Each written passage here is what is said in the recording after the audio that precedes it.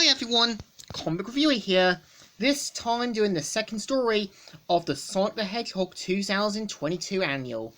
And the story that I am covering, the second one, is Weapons, which takes place after the whole Clutch fiasco and rescuing the other Chows. And we kind of see Tails repairing Kamel as well as Omega, saying, "Don't mention it, and hey, before you head out, why don't you go for a test drive by sparring a little with Kamel?" Suggesting accepted. I cannot guarantee Kamel's weapon welfare after completing the test. Well, I am destined as a learning robot. And we kind of see how Omega and Kamel try to duke it out, both of them having different skills. Omega being more of a heavy hitter, while Kamel kind of tests and learns the abilities of his opponents. And we see him saying, "Deploying missiles!" And of course, just as it looks like it's an explosion, we see Omega saying, "Prophetic, your quiet agility is no match for my reinforced armor. You are a babysitter. I am the ultimate E-series robot." And we kind of see how he tries to duke it out with Kamel, and of course, him talking about his potential in that, and him saying about joining him, and talking about how together they can take down Eggman's robot, and abandon Cream the Rabbit, and even calling her a sort of meatbag in that. We see how Kamel isn't gonna go for it. Him saying, "Precision rejected." And we see how he points out that was his original goal, but thanks to Cream, Sonic, and the others, he was able to kind of build something better for himself. And given the fact that Cream and, well, as Vanilla treat him as part of the family, he knows he's not going to screw it up. And him saying, "My function has changed. My past does not inform my present objective. My place is beside Cream and Vanilla, not on the battlefield."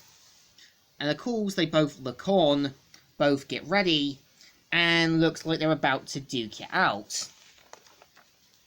And we kind of see how later in the night, we see how they later come back, badly damaged, and we see how Tails and Bell learn to their dismay, they kind of duked it out a little too much. Him saying, "You guys said I said sparring, not no hold barrier grudge matches. We literally just fixed you. I warned you that welfare was not a guarantee." Kamel may be a puny inferior model, but he still possesses the delivery of a warrior.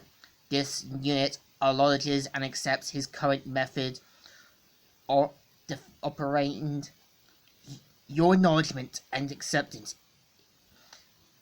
And after accepted, they both give a fist bump to show their respect.